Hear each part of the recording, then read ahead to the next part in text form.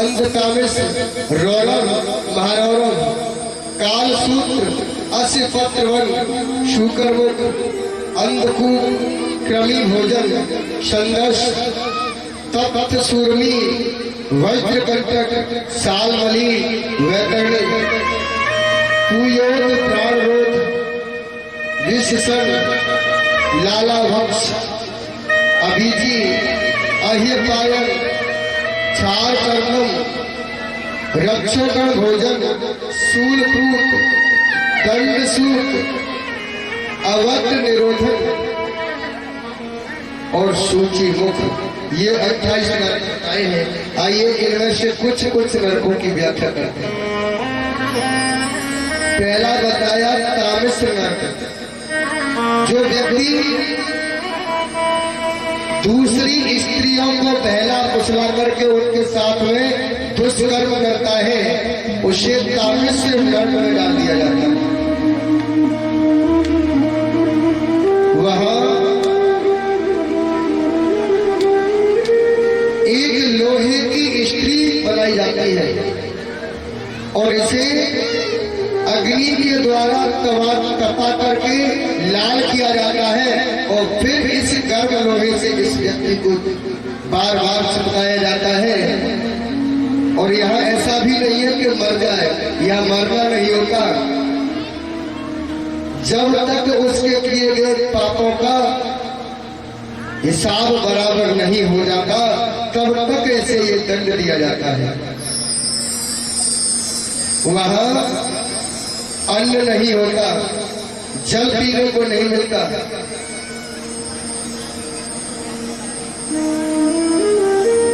और जो व्यक्ति अपने मित्र की स्त्री के साथ में दुष्कर्म करता है उसे घोर अंधकार में डाल दिया जाता है। वहां इसे यम के दूत ऐसे पीटते हैं जैसे धोबी कपड़ों की धुलाई करता है और इसे अपने किए गए पापों का भोग भोगना पड़ता है। रौरव नरक, जो व्यक्ति अभिमान में दूसरों के धन को छीन लेता है। आजकल किसी के यहाँ 4 बेटे हो 10 लठ हो ना, तो जब मन आता है ना तभी खेत की मैल को दूसरे के खेत में 2 हाथ आगे बढ़ा देता है। ऐसा लोग बहुत करते हैं क्योंकि गरीबों को कोई समझता ही नहीं। ऐसा जो करता है दूसरे के धन को छीनता है उसे रौरव नरक में डाल दिया जाता है। वहां सर्प के समान हजारों कीड़े इसे बार बार काटते हैं और इसे बहुत कष्ट होता है और वहां भी इसका मरना नहीं होता। जो लोग पशु पक्षियों का मांस खाते हैं उनके साथ में क्या होता है? आजकल लोग पशु पक्षियों के बहुत हत्या करते हैं। जो पशु पक्षियों का मांस खाते हैं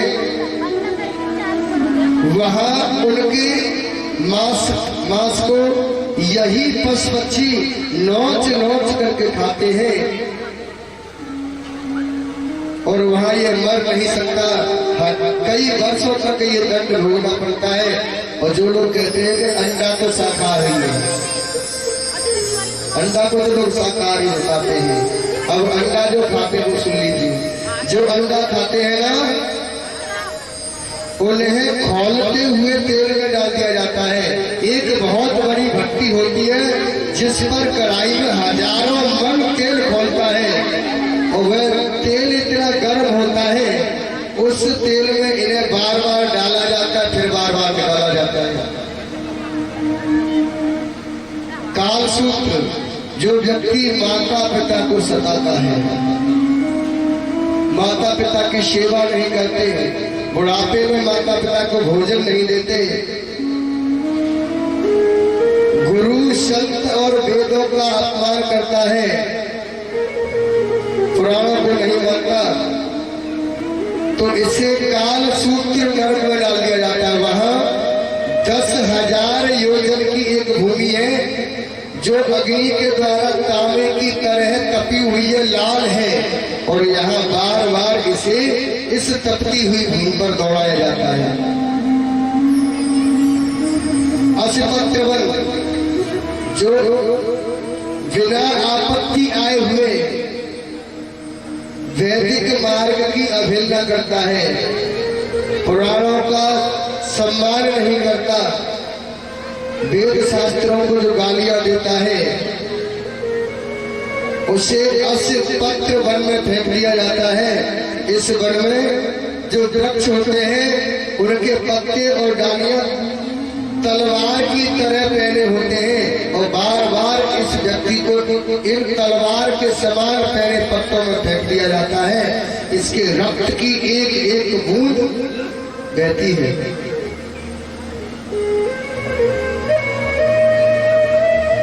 मेरे भागवत प्रेमियों, ऐसा ही नहीं, जो व्यक्ति राज पद पा लेता है और राज पद पाकर के निरपराध लोगों को दंड देता है, आजकल ऐसा बहुत होता है। दो व्यक्तियों में लड़ाई हो गई, एक बेचारा गरीब है, पैसे वाला भले ही गलती कर रहा है, दलाल आजकल इतने पैदा हो गए हैं, 50,000 रुपए ले लिए, 20,000 खाने में रख लिए, 10,000 30,000 अपनी जेब में रख लिए। जिसने अपराध किया है उसी की ये गवाही देता है, और जो निरपराध है जिसका कोई दोष नहीं है, फिर जेल उसी को भोगनी पड़ती है। ऐसा होता है नहीं? ऐसा जो व्यक्ति करता है उसके साथ में क्या होता है, सुनिए। धन के लालच में दूसरे लोगों को दंड देता है, उसे सूकर मुख नाम के नरक में डाल दिया जाता है, जहां इसे कोलू में पेला जाता है। जैसे कोलू में गन्ना पेलते हैं ना चरखी में, ऐसे ही इस व्यक्ति को पेला जाता है।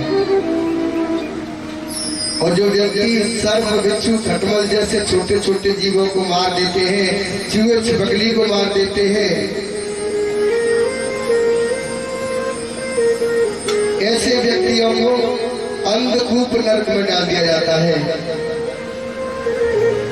जो व्यक्ति रसोई में ग्रास नहीं निकालते, माताएं रसोई में गाय के लिए जो चटिया नहीं निकालती, रोटी नहीं निकालती, कुत्ते के लिए भोजन नहीं देते, भगवान का भोग नहीं लगाते, उन्हें 1,00,000 योजन लंबा एक कुंड होता है जिसमें मवाद और रक्त भरा हुआ होता है। इसमें लाखों कीड़े होते हैं सर्प की तरह, और इस मवाद और पीप भरे हुए जल में इसे डाल दिया जाता है।